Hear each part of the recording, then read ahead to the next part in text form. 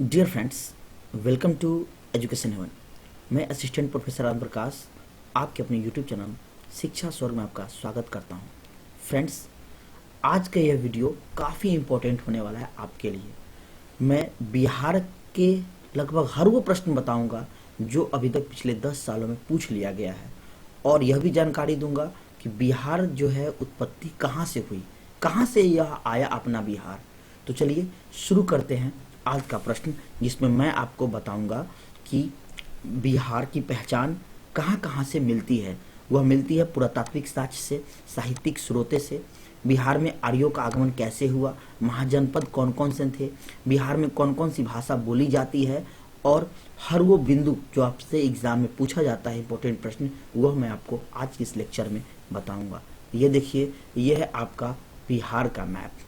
आप जानते हैं कि यहाँ आपका ईस्ट है, यहाँ आपका वेस्ट है, यहाँ आपका नॉर्थ है, और यहाँ आपका साउथ है। तो इकलौता जो आपका एक देश जो है हमारे सीमा से लड़ता है, वह आपका नॉर्थ में है, यानी उत्तर में। यह आपका नेपाल है। कौन है? नेपाल है। उसके बाद यदि ईस्ट में लेंगे पूर्व में, तो आपका पश्चिम बंगाल है। वेस्ट में लेंगे यानी कि पश्चिम में, तो आपका उत्तर प्रदेश है। और साउथ में लेंगे तो झारखंड है। तो यही आपसे प्रश्न हो गया कि बिहार के पूर्व में जो है कौन सा है? पश्चिम बंगाल। पश्चिम में कौन है? उत्तर प्रदेश। उत्तर में कौन सा है? नेपाल। और दक्षिण में झारखंड। चलिए देखते हैं पुरातात्विक साक्ष्य के अनुसार बिहार की पहचान। यह हमारे पूरा पाषाण काल में मुंगेर और नालंदा में मिला है इसकी पहचान। मध्य पाषाण काल में हजारीबाग, रांची, सिंहभूम और संथाल परगना में मिला है, क्योंकि उस समय जो है अपने बिहार में ही यह झारखंड लगा था। तो आप जानते हैं 2000 में जो है झारखंड अलग हुआ है। नवपाषाण काल में हमें कहाँ से मिला है? सारण में चिरांद और वैशाली में चेचर। यह जो चिरांद है ना, कई बार आपके पेपर में पूछा जा चुका है। चिरांद के बारे में कहाँ पड़ता है? बिहार में। कुम्हरार पटना का 80 खंभों वाला हॉल का भग्नावशेष। लौरिया नंदनगढ़, रामपुरवा। रामपुरवा कहाँ है? पश्चिमी चंपारण। और लौरिया अरेराज पूर्वी चंपारण का मौर्य स्तंभ लेख। यहाँ से भी आपको बिहार के साक्ष्य मिलेंगे। वैशाली से प्राप्त कुल गुप्त कालीन मुहर और सिक्के जो मिले हैं, उससे भी आपको बिहार की पहचान की झलक मिलेगी। अब साहित्यिक स्रोत से देखते हैं। साहित्यिक स्रोत में क्या क्या मिला है हमें? शतपथ ब्राह्मण के अनुसार आर्य सभ्यता गंगा के दोनों ओर फैला हुआ था। अथर्ववेद और पंचवीस ब्राह्मण के अनुसार प्राचीन बिहार में तपस्वी के रूप में भटकने वाले को वत्यर्स कहा गया था। ऋग्वेद के अनुसार इस क्षेत्र के अछूत लोगों को किकैत कहा गया। पुराण, रामायण और महाभारत में भी मिला है साक्ष्य बिहार का। बौद्ध साहित्य जैसे अभिधम्म पिटक, विनय पिटक, सूत पिटक यही हुए। अंगुत्तर निकाय में महाजनपद के बारे में उल्लेख है। नेक्स्ट, साहित्यिक स्रोत के कुछ और भी प्रमाण मिलते हैं। दीर्घ निकाय, दीपवंश और महावंश में जन साहित्य जैसे भद्रबाहु का कल्पसूत्र, परिशिष्ट वर्णन और वसुदेव चरित्र में चंद्रगुप्त मौर्य के प्रारंभिक इतिहास का वर्णन मिलता है। साहित्यिक स्रोत में मेघास्तिनी चंद्रगुप्त मौर्य के दरबार में आया था। फाहियान 5वीं शताब्दी ईस्वी में भारत का दौरा किया था और उसने मगध के बारे में वर्णन किया था। हेनसांग राजा हर्ष के दरबार में 637 ईस्वी में आया था और उसने नालंदा के मठों का उल्लेख किया है। एक चीनी यात्री इत्सिंग ने नालंदा और उसके आसपास के क्षेत्र का वर्णन किया है। ये सब आपको साहित्यिक स्रोत में देखने को मिलता है। अब बिहार में आर्यों का आगमन कब हुआ? पूर्वी भारत की ओर आर्यों का आगमन उत्तर वैदिक काल में। कब? उत्तर वैदिक काल 1000 से 600 ईसा पूर्व में बढ़ना शुरू किया था। शतपथ ब्राह्मण ने आर्यों के आगमन और विस्तार का उल्लेख किया है। शतपथ ब्राह्मण में भी इसका उल्लेख किया गया है बिहार के बारे में। वराह पुराण में किकत को अशुभ और गया, पुनपुन और राजगीर को शुभ स्थान बताया गया है। ये रहा आपका महाजनपद। आप जानते हैं कि हमारे यहाँ 16 टोटल महाजनपद थे। कौन कौन? कंबोज, कंधार, कुरु, पांचाल, कोसल, वज्जी, मल, अंग, काशी, मगध, वत्स, चेदी, सूरसेन, मत्स्य, अवंती और असमक। महाजनपद को जानते हैं। महाजनपद क्या होता है? बौद्ध और जैन साहित्य में इस बात का उल्लेख मिलता है। कहाँ मिलता है महाजनपद के बारे में? बौद्ध और जैन साहित्य में, कि 6ठी शताब्दी में भारत में कई छोटे छोटे राज्य थे जिन पर मगध का आधिपत्य था, अधिकार था। 500 ईसा पूर्व में 16 राज्यों और गणराज्यों का उद्भव हुआ। इन्हीं को हम महाजनपद के नाम से जानते हैं, जो कि 16 कौन कौन से महाजनपद है मैंने आपको पीछे बताया। अब चलिए उनके बारे में थोड़ा थोड़ा जान लेते हैं। जैसे कि अंग, बिहार में भागलपुर और मुंगेर के आधुनिक प्रमंडल और झारखंड के साहिबगंज और गोड्डा जिलों के कुछ हिस्से आपको अंग में थे। मगध में पटना और गया के प्रमंडलों वाला राज्य, जिसकी आरंभिक राजधानी राजगिरी या गिरिव्रज थी, गिरिव्रज होगा यहाँ, गिरिव्रज थी, वहाँ आपको मगध था। वज्जी कहाँ? 8 कबीलाई गणराज्यों का संघ बिहार में गंगा नदी के उत्तर में स्थित था। राजधानी थी वैशाली। मल, यह भी एक गणराज्य संघ था जिसमें आधुनिक पूर्वी उत्तर प्रदेश के देवरिया, बस्ती, गोरखपुर और सिद्धार्थनगर जिले आते थे। इसकी 2 राजधानी थी, कुशीनगर और पावर। काशी, वर्तमान में बनारस का इलाका जिसकी राजधानी वाराणसी थी, वह आपका काशी है। आप अभी भी जानते हैं कि काशी है। कोसल, वर्तमान में फैजाबाद, गोंडा, बहराइच, ये सब आदि जिले जो है कोसल में आते हैं, जिसकी राजधानी श्रावस्ती थी। ये सभी का राजधानी जरूर याद कीजिए, क्योंकि इससे आपको प्रश्न पूछा जाता है। वत्स, जिसकी राजधानी कौशाम्बी थी, वर्तमान में यह इलाहाबाद और मिर्जापुर आदि जिले के अंतर्गत आते हैं। छेदी, आधुनिक बुंदेलखंड, राजधानी क्या? सुक्तिमती। कुरु, यमुना नदी के पश्चिम में पड़ने वाले इलाके कौन कौन? हरियाणा और दिल्ली आपको कुरु के अंतर्गत आते हैं, जिसकी राजधानी इंद्रप्रस्थ है, जो कि आप जानते हैं कहाँ पड़ता है? दिल्ली में। पांचाल, पश्चिमी उत्तर प्रदेश से यमुना नदी के पूर्व के इलाके, राजधानी अहिच्छत्र। इन सब के अलावे भी जो है बौद्ध और जैन धर्म में भी हमें बिहार की पहचान दिखती है। और देखते हैं सूरसेन, ब्रजमंडल को कवर करता है, राजधानी मथुरा में थी। मत्स्य, यह राजस्थान के अलवर, भरतपुर और जयपुर इलाकों को कवर करता था। अवंती, कई बार आपके पेपर में पूछा गया है, आधुनिक मालवा, उज्जैनी और महिष्मती में राजधानी थी। अश्मका, नर्मदा और गोदावरी नदियों के बीच, राजधानी कहाँ थी? पोतना। गांधार, इसके अंतर्गत पाकिस्तान के पश्चिमी इलाके और पूर्वी अफगानिस्तान के इलाके आते थे। राजधानी कहाँ थी? तक्षशिला और पुष्कलवती।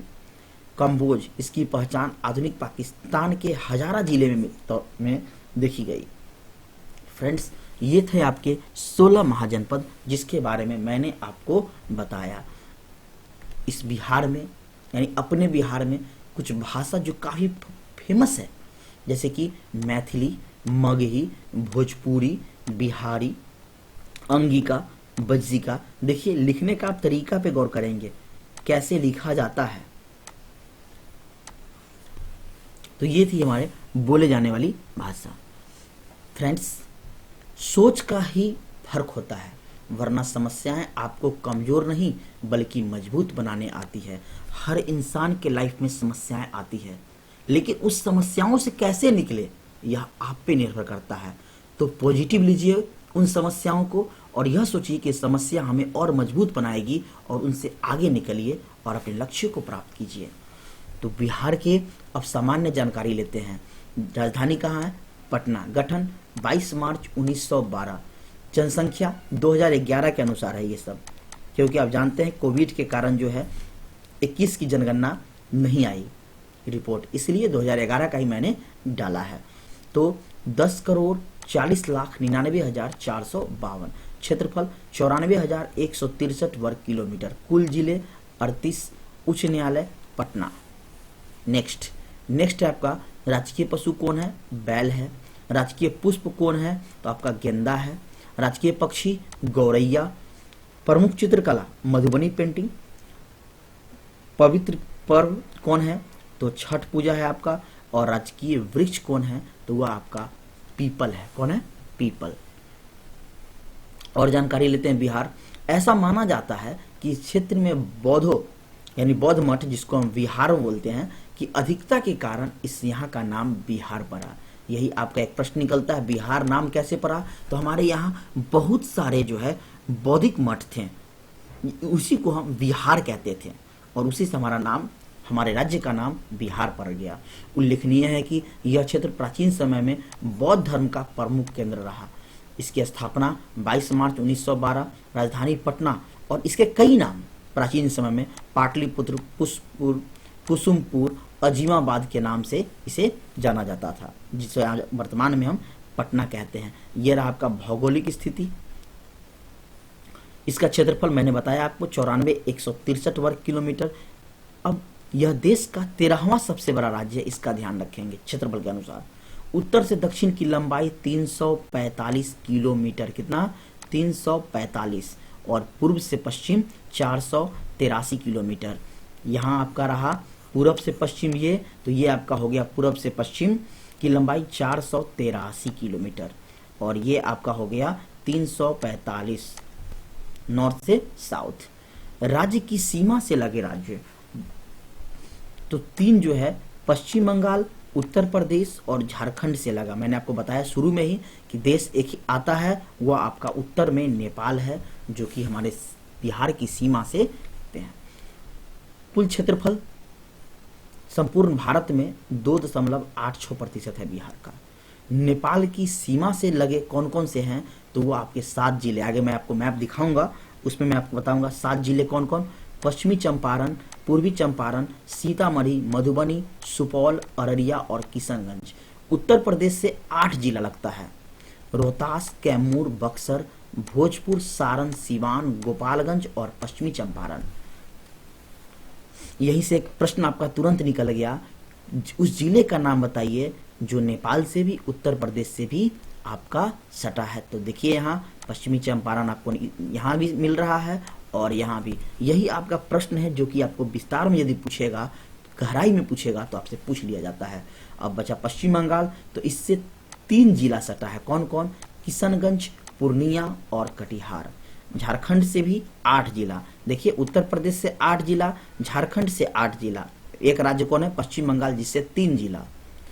भागलपुर, बांका, जमुई, नवादा, गया, औरंगाबाद, रोहतास और कटिहार।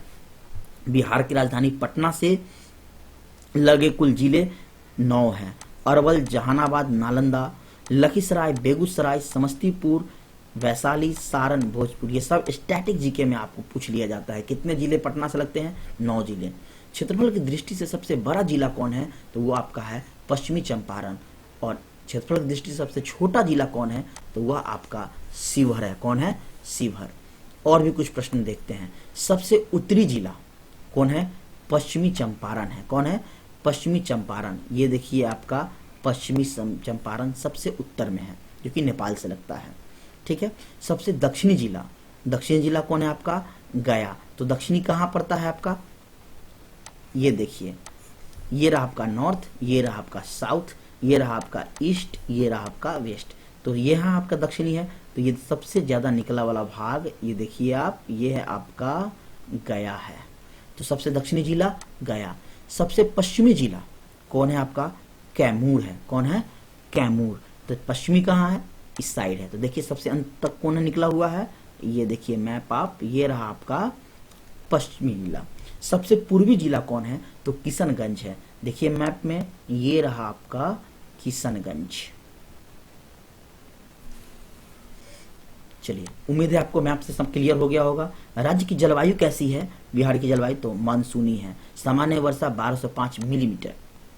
सर्वाधिक वर्षा वाला जिला कौन है? किशनगंज। और न्यूनतम वर्षा कहाँ होता है? तो कैमूर, रोहतास, औरंगाबाद और गया। और सबसे गर्म स्थान कौन सा है? तो वह आपका गया है। कौन सा है? गया है। ये देखिए बिहार में कुल कितने प्रमंडल है? देखिए यहाँ 1 2 3 4 5 6 7 8 9, यानी कि टोटल 9 प्रमंडल है। कौन कौन सा प्रमंडल है? पटना, तिरहुत, सारण, कोसी, दरभंगा, पूर्णिया, भागलपुर, मुंगेर और मगध। ये आप याद रखेंगे। बिहार में कुल 9 प्रमंडल है। पटना, तिरहुत, सारण, कोसी, दरभंगा, पूर्णिया, भागलपुर, मुंगेर और मगध। और इसमें जो आपका दिया गया है कलर, उस कलर के अनुसार आप देख लीजिए कि कौन सा कलर में कितना राज्य जिला आपका आता है। जैसे यहाँ आपका देखिए कि यहाँ आपका कोसी है, तो कोसी का देखिए ये कलर आपको कहाँ दिख रहा है, तो यहाँ दिखेगा। तो कोसी में कौन कौन से आएगा, तो देखिए यहाँ सुपौल है, मधेपुरा है, सहरसा है। तो इस तरह से आप इसको नोट कर लीजिए, क्योंकि अगर मैं सब बताऊंगा तो आपका समय लग जाएगा ज़्यादा, इसीलिए कम समय में मैं बताना चाह रहा हूँ, तो आप इसको देख लेंगे। नेक्स्ट फ्रेंड्स, किस्मत के पन्ने वही पलटता है जो दिन रात मेहनत करता है। मेहनत कीजिए लेकिन स्मार्ट वर्क कीजिए, स्मार्ट तरीके से मेहनत कीजिए, सही दिशा में मेहनत कीजिए, सही मार्गदर्शन में मेहनत कीजिए तो सफलता मिलेगी। नेक्स्ट देखेंगे, समुद्र तल से औसत ऊंचाई कितना है, 173 फीट है, यानी लगभग 53 मीटर। राज्य की कुल जनसंख्या 11 के अनुसार आपका 10,40,99,452, जो कि देश में तीसरा स्थान है। राज्य की कुल जनसंख्या पुरुष का आपका 5 करोड़ समथिंग, उसके बाद महिला का जनसंख्या 5 करोड़ के आसपास है आपका, और 5.5 आपका पुरुष का है लगभग। भारत की कुल जनसंख्या में प्रतिशत कितना है, 8.60% है। कुल जनसंख्या की दृष्टि से देश में स्थान तीसरा है। तो पहला कौन है, उत्तर प्रदेश है, दूसरा कौन है, महाराष्ट्र है। दशकीय वृद्धि जो 2001 से 11 तक हुआ है वह 25.42%, जो कि देश में छठा स्थान है। और जनसंख्या घनत्व तो कई बार पेपर में पूछ लिया गया, अभी तक 1106 है और देश में प्रथम स्थान रखता है यह। सर्वाधिक जनसंख्या वाला जिला कौन है, पटना है। न्यूनतम जनसंख्या वाला जिला शेखपुरा है। सर्वाधिक जनसंख्या दशकीय वृद्धि कहाँ हुआ, तो मधेपुरा में। न्यूनतम जनसंख्या दशकीय वृद्धि कहाँ, गोपालगंज में। सर्वाधिक जनसंख्या घनत्व वाला जिला शिवहर। ओवरऑल 1106 था, लेकिन शिवहर में आपका 1880 व्यक्ति प्रति वर्ग किलोमीटर है। न्यूनतम जनसंख्या घनत्व वाला जिला कैमूर, यानी कि भभुआ। साक्षरता दर 2011 के अनुसार पुरुष का है आपका लगभग, टोटल मिला दिया जाए कुल मिलाकर 61.80%, जिसमें पुरुष का 71.20% और महिला का 51.50%। सर्वाधिक साक्षरता वाला जिला रोहतास। न्यूनतम साक्षरता वाला जिला पूर्णिया। सर्वाधिक पुरुष साक्षरता दर वाला जिला रोहतास। न्यूनतम पुरुष साक्षरता दर वाला जिला पूर्णिया। सर्वाधिक महिला साक्षरता दर वाला जिला रोहतास और न्यूनतम महिला साक्षरता दर वाला जिला सहरसा। फ्रेंड्स, मैं आपको प्रतिशत नहीं बता रहा हूं, यदि आपको प्रतिशत जानना हो तो वीडियो पॉज करके देख ले, क्योंकि समय ज़्यादा लग जाएगा, इसीलिए मैं आपको तेजी से निकल रहा हूं। लिंगानुपात कितना है, 918, 1000 पुरुष पे 918 महिलाएं। एंड मेल फीमेल का अनुपात आपका, फीमेल का 918 यानी कि 918 हो गया। सर्वाधिक लिंगानुपात वाला जिला कौन है, गोपालगंज, जहां 1021 है, 1000 लड़के पे 1021 लड़कियां। न्यूनतम लिंगानुपात वाला जिला कौन है, मुंगेर, जहां 1000 लड़के पे 876 लड़कियां हैं। शिशु लिंगानुपात कितना है, तो शिशु का होता है 0 से 6 वर्ष के बीच, 935 है आपका। सर्वाधिक शिशु लिंगानुपात वाला जिला कौन है, किशनगंज। न्यूनतम शिशु लिंगानुपात वाला जिला वैशाली। सर्वाधिक नगरीय जिला जनसंख्या वाला जिला पटना। न्यूनतम नगरीय जनसंख्या वाला जिला शिवहर। कुल जनसंख्या में ग्रामीण जनसंख्या कहाँ लगभग है, कितना प्रतिशत है, तो 88.71%। कुल जनसंख्या में नगरीय जनसंख्या का प्रतिशत कितना है, तो 11.29%। सर्वाधिक नगरीय जनसंख्या का प्रतिशत पटना में कितना परसेंट, 43.07%, 43.07%। न्यूनतम नगरीय जनसंख्या का प्रतिशत कितना है, समस्तीपुर है, जो कि आपका न्यूनतम है 3.47%। कुल जनसंख्या में अनुसूचित जाति 15.9%। कुल अनुसूचित जाति जनसंख्या वाला जिला गया, यानी कि अनुसूचित जाति सबसे ज्यादा कहाँ है, गया में। और यहाँ जो है सर्वाधिक अनुसूचित जाति प्रतिशत में कहाँ है, वो भी गया में ही है। न्यूनतम अनुसूचित जाति का जनसंख्या कहाँ है, शिवहर में है। लेकिन यदि यहाँ क्वेश्चन आपको, अब देखिए ये दोनों सेम हो गया, प्रतिशत में भी और जनसंख्या में भी गया है अनुसूचित जाति का, लेकिन न्यूनतम में अनुसूचित जाति की जनसंख्या का प्रतिशत किशनगंज में ज्यादा है। कुल जनसंख्या में अनुसूचित जनजाति यानी कि एसटी 1.3%। सर्वाधिक अनुसूचित जनजाति वाला जिला पश्चिमी चंपारण। न्यूनतम अनुसूचित जनजाति वाला जिला शिवहर, मात्र 318। सर्वाधिक अनुसूचित जनजाति जनसंख्या प्रतिशत कहाँ है? पश्चिमी चंपारण में भी है, यानी कि जनसंख्या में भी और प्रतिशत में भी वही है। न्यूनतम अनुसूचित जनजाति जनसंख्या वाला प्रतिशत वाला में आपका औरंगाबाद, खगड़िया और समस्तीपुर है। प्रमंडल टोटल कितना है? 9, मैंने आपको बता दिया पीछे ही। कोसी, दरभंगा, सारण, भागलपुर, पटना, तिरहुत, मुंगेर, मगध और पूर्णिया है। नेक्स्ट आपका जिलों की संख्या 38, अनुमंडल की संख्या 101, प्रखंडों की संख्या 534, पंचायतों की संख्या 8406, पुलिस स्टेशन थाना कितना? 853, राजस्व ग्रामों की संख्या 45,103, लोकसभा सदस्यों की संख्या 40, राज्यसभा सदस्यों की संख्या 16। लोकसभा में अनुसूचित जाति के लिए आरक्षित सीट कितना है? 6। विधान मंडल में द्विसदनीय है, एक है उच्च सदन विधान परिषद, एक है निम्न सदन विधानसभा। विधानसभा सदस्यों की संख्या 243, विधान परिषद सदस्यों की संख्या 75। राजकीय चिन्ह क्या है? बोधि वृक्ष, 2 स्वास्तिक के बीच स्थित है ये।